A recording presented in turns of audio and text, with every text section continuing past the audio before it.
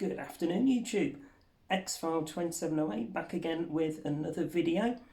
Something different for today's video guys, and a slightly different background as you can see to go along with the video. This is a video response to my good friend Martin, aka the Evesham Gamer. If you haven't checked his channel out guys, wholeheartedly recommend it. Martin's a massive gamer, predominantly Xbox 360, which is where I discovered him, and he's into his retro toys and all of that sort of stuff. Absolutely superb Xbox collection, as well as other gaming stuff. He put a video up probably a month or two ago now, so this one for me has been a long time in the making, and something that's long overdue. So apologies Martin, but we have got the video here today. So for everybody else, this is a top 5 games on the Xbox 360 that are in my collection. I've had 4 out of the 5 in my collection for quite some time now. The 5th one I'd got digitally, but I wanted to pick it up physical for the collection anyway. As you can see in the background, got my my Xbox on currently. You can see me in the middle there, and then to the side you can see, just waving at you there you go, perfect timing, that's Martin. So you can see he's well ahead of me for gamer score this month, but he puts a lot of time by the look of it into his gamer score. So if I can get a decent second place for the month, then I'm more than happy. So yeah, without further ado guys, this is my top 5 titles for the Xbox 360 in my collection. So first up, we have, for me, the best arcade racer on Xbox 360. And for me, this is one I always recommend as an underrated gem on the console. When people ask me, they say, what titles do you think are not so well known that you'd recommend picking up? And this one's always top of the list. So, Split Second Velocity. This, like I say, it's an arcade racer, but it's done very much in the style of Death Race, if you've ever seen the Death Race movies. So you've got that kind of cinematic announcements before each race, the rankings of the races and stuff like that. So, like I say, it's an arcade racer, but it's kind of got power-ups and weapons that you can pick up as you're driving around. And probably the best thing for me, it's got interchanging environments. So you can be racing round, you can pick something up as you're going around, and it actually changes the environment, changes the certain parts of the track. It opens something up that wasn't there previously. Some of the explosions in the environment and things coming down, nearly making you crash and all that sort of thing, absolutely superb. For me, I've never played an arcade racer as good as this one. It really gets the adrenaline flowing, and like I say, with the almost Death Race side of things to it as well, it makes for an absolutely brilliant racer. So that's my first one guys, Split Second Velocity. These are in no particular order, they're just my 5 of my favourites that are in the collection. So next up, Batman Arkham Asylum. I've revisited this game numerous times over the years. Absolutely fantastic beat 'em up, big stealth element to the game as well.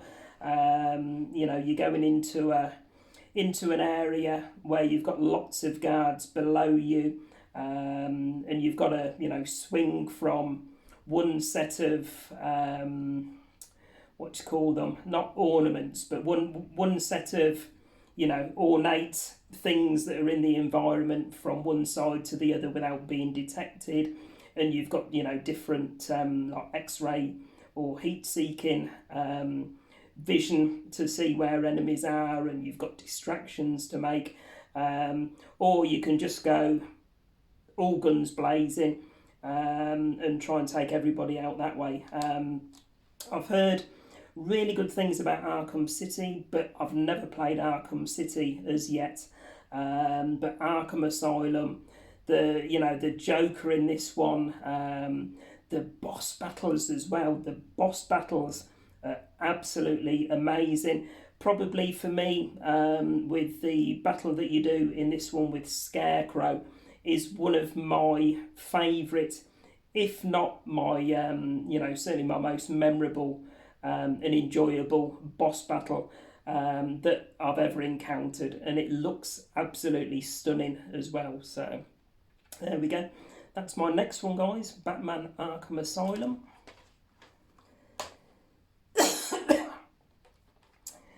Next up, now this one really surprised me. I picked it up for the first time about 6 months ago. One that I'd never heard of before, but I do love my first-person shooters, and it is Spec Ops The Line.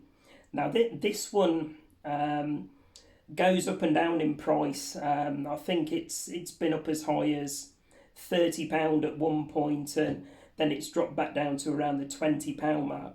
But as a first-person shooter, I've played all of the Call of Duties over the years, and whilst I've enjoyed the storylines, I've never, been drawn into them and been absorbed into them as much as I have with the storyline here on Spec Ops The Line. Draws you into the characters. It's a real roller coaster ride of ups and downs, and it's a journey and a half, and it plays absolutely superbly. For me, this is probably my favourite first-person shooter campaign across all titles on the Xbox 360. So there we go, Spec Ops The Line.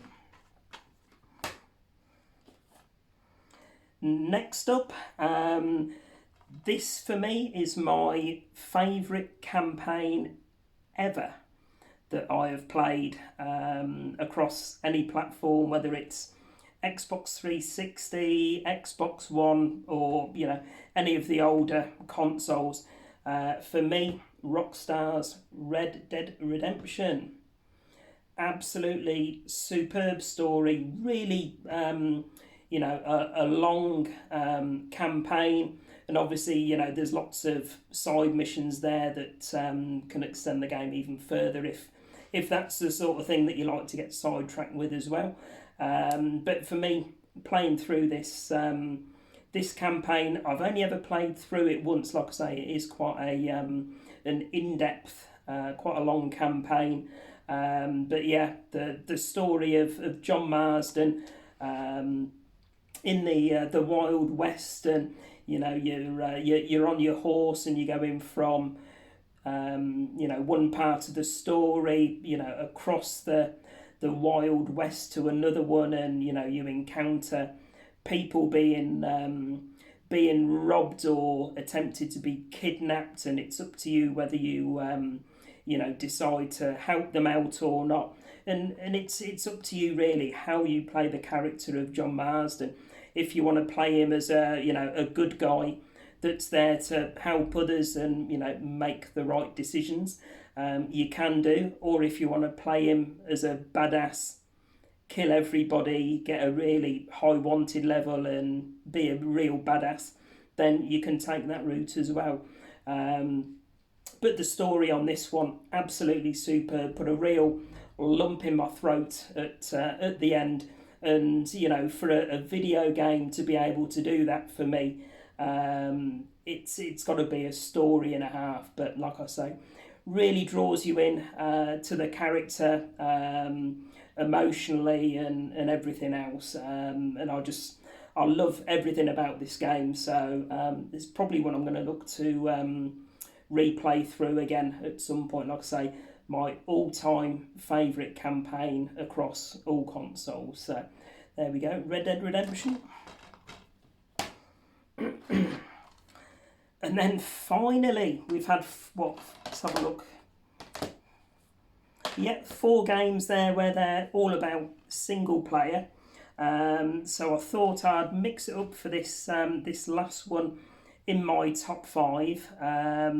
And I'd put it's a single player game and a multiplayer, but this one's going in my top 5 because of the multiplayer element to it. And it is Call of Duty Black Ops 2.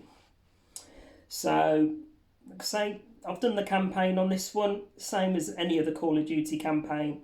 It's all right. It doesn't offer anything new. But this was my first venture into Call of Duty online gaming. You know, me and 4 or 5 of my mates, we used to go on once or twice a week, party up, and play the multiplayer. I've put, I wouldn't have a clue. Basically, I mean, I went through from the very initial rank all the way through to Prestige Master level 1000, and then put hundreds of hours on top once I'd prestiged and got all of the what's it called? Got all the camos. So I'd done the gold camos, the diamond camos. I can't even remember what the name of the other one is now. Something Matter, isn't it? Someone will let me know in the comments anyway. But I put hundreds of hours into the multiplayer on this one. Some of the best Call of Duty maps ever. You know, you've got the likes of Studio, some absolute classics that they've remastered over the years onto the later Call of Duty iterations. But for me, you know, this one was boots on the ground. You know, none of this boost jumping and wall running and all of that sort of thing. Boots on the ground, running round, and for me, for Call of Duty multiplayer, this is pretty much. I know a lot of people like the original Black Ops, but for me, Black Ops 2 was where it's at. And you know, I did try all of the other Call of Duties. After this one, you know, I did Advanced Warfare, I did Ghosts, I did Cold War. I did Black Ops 3. I mean, that's probably my next favourite after Black Ops 2. But literally, everyone after that just didn't draw me in anywhere near as much. You know, it was much more glitchy. Lots of frustrations, lots of controllers being wrecked, lots of induced rage and all of that sort of thing. You know, Call of Duty multiplayer, honestly, these days, I've tried Modern Warfare 3 as well, and it needs you leaving therapy afterwards. It's crazy. But Call of Duty Black Ops 2, it's where my Call of Duty multiplayer started, and for me, it's by far been my favourite one over the years. So there we go, guys. That's my top 5 Xbox 360 games in my collection. So big thank you to Martin for putting that video up and for asking me to do a video response when I could, sharing my top 5 as well.